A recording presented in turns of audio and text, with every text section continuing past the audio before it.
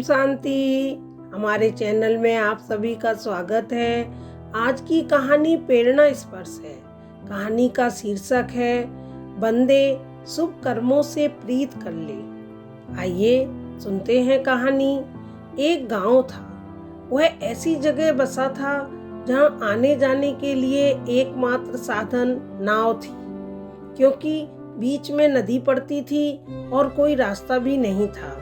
एक बार उस गांव में महामारी फैल गई और बहुत सी मौतें हो गईं। लगभग सभी लोग वहां से जा चुके थे। अब कुछ ही गिने चुने लोग बचे थे और वो नाविक गांव में बोल के आ गया था कि मैं इसके बाद नहीं आऊंगा। जिसको चलना है वो आ जाए। सबसे पहले एक भिखारी आ गया और बोला, मेरे पास देने के लिए कुछ भी नहीं है, मुझे अपने साथ ले चलो, ईश्वर आपका भला करेगा। नाविक सज्जन पुरुष था। उसने कहा कि यहीं रुको, यदि जगह बचेगी तो मैं तुम्हें ले जाऊंगा। धीरे धीरे करके पूरी नाव भर गई और सिर्फ एक ही जगह बची। नाविक भिखारी को बोलने ही वाला था कि एक आवाज आई, रुको, मैं भी आ रहा हूँ। यह आवाज जमींदार की थी, जिसका धन दौलत से लोभ और मोह देखकर उसका परिवार भी उसे छोड़कर जा चुका था।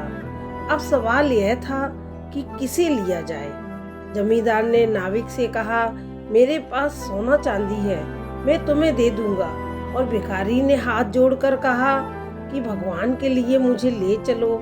नाविक समझ नहीं पा रहा था कि क्या करूं, तो उसने फैसला नाव में बैठे सभी लोगों पर छोड़ दिया और वो सब आपस में चर्चा करने लगे। इधर जमींदार सबको अपने धन का प्रलोभन देता रहा और उसने उस भिखारी को बोला, ये सब कुछ तू ले ले, मैं तेरे हाथ पैर जोड़ता हूँ, मुझे जाने दे। तो भिखारी ने कहा, मुझे भी अपनी जान बहुत प्यारी है, अगर मेरी जिंदगी ही नहीं रहेगी तो मैं इस धन दौलत का क्या करूँगा।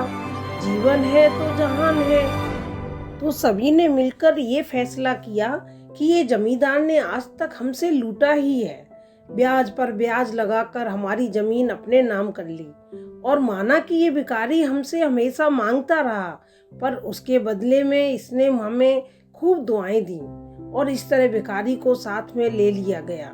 बस यही फैसला है। ईश्वर भी हमारे साथ न्याय करता है।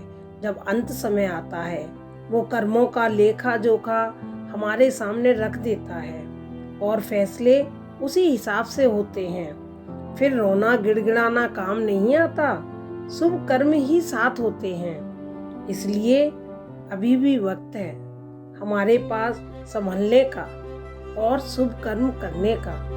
बाद में कुछ नहीं होगा, शायद इसलिए कहा गया है, अब पछताए होत क्या जब चिड़ियां चुन गई खेत। ओम शांति।